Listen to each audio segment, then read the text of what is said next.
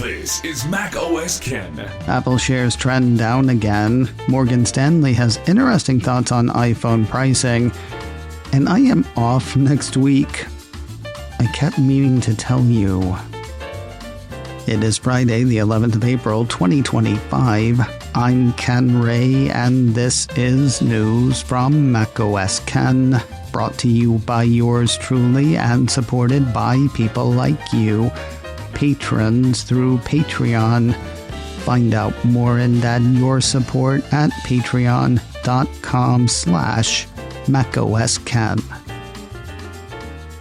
Remember earlier this week when tariffs on imports from China were at 54% and people were kind of losing their minds?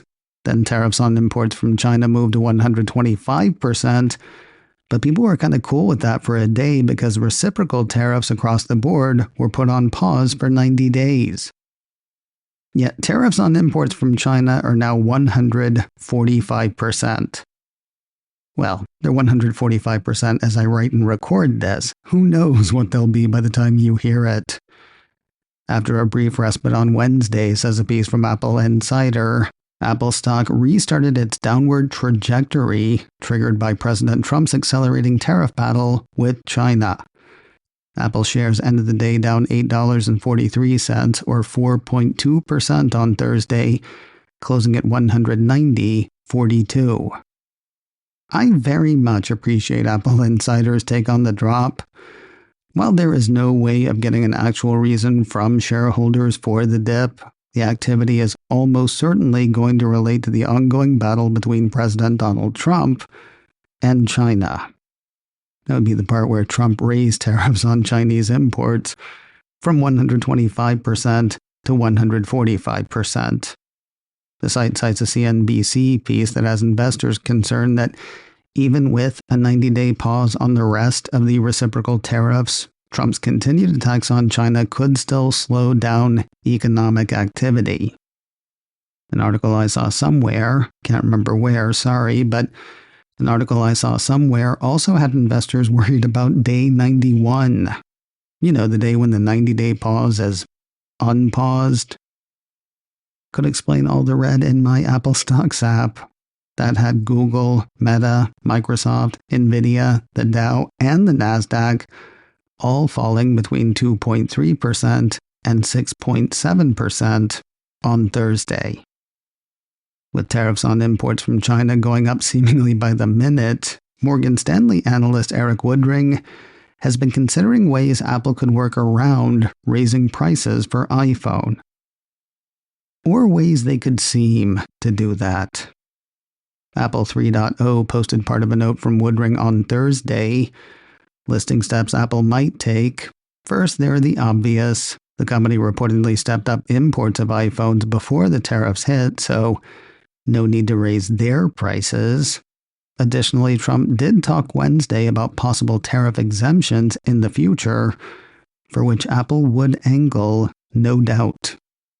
Past that, during the 90-day pause on reciprocal tariffs, Woodring figures Apple will look to its partners in India, Honhai, Pegatron, and Tata specifically, and communicate the desire to significantly ramp production in India to help meet U.S. iPhone demand.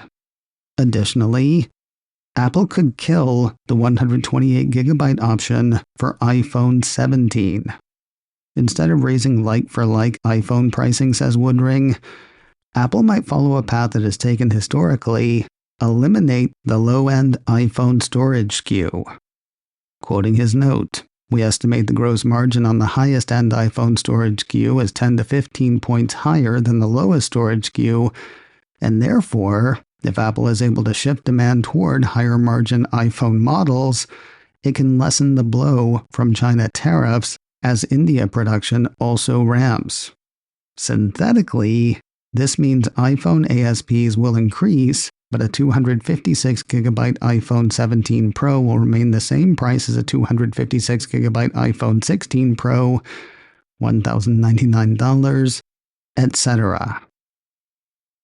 The note seems to come undone in a couple of ways, not the least of which, it was written when China tariffs were 125%, not 145%. That said, his thinking is very interesting. It's also convoluted, which is not me faulting him, it's me acknowledging how hard it is to keep up with his numbers. Anyway, Mr. Woodring maintains an overweight rating on Apple shares. He set Morgan Stanley's price target on the shares at $220. News of another lawsuit over the more personalized Siri delay.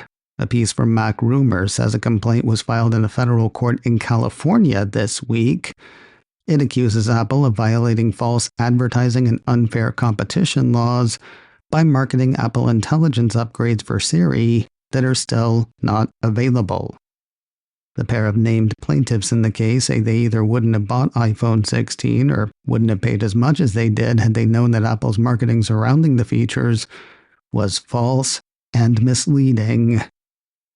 The suit seeks class action status, similar to one filed in California last month. Assuming they both go forward, Mac Rumors says the two cases could eventually be merged.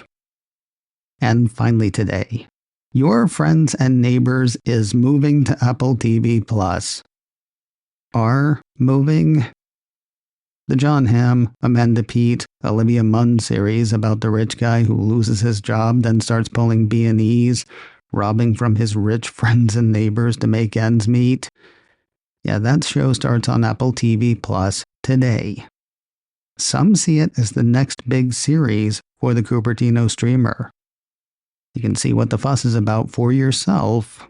The first 2 episodes are up now on Apple TV+. This week on the checklist, brought to you by Secure Mac.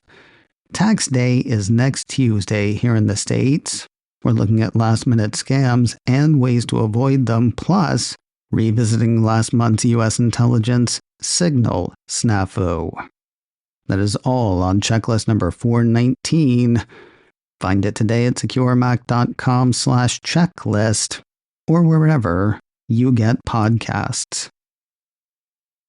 So that is going to be me done for the next week. I hope so anyway. I'll keep an eye on stuff. If Apple Park burns down or Tim Cook starts streaking. If anything unprecedented happens, I'll chime back in. Otherwise, I plan to spend the week on analog pursuits. We'll talk again on Monday, the 21st of April, if not sooner. macOS Ken, brought to you by me and supported by people like you, patrons through Patreon. Find out more and add your support at patreon.com/macOSKen. Advertising handled by Backbeat Media. Online at backbeatmedia.com. You can reach me a couple of ways. Info at macosken.com or call 716-780-4080. Until next time, that is news from macOS Ken. I'm Ken Ray.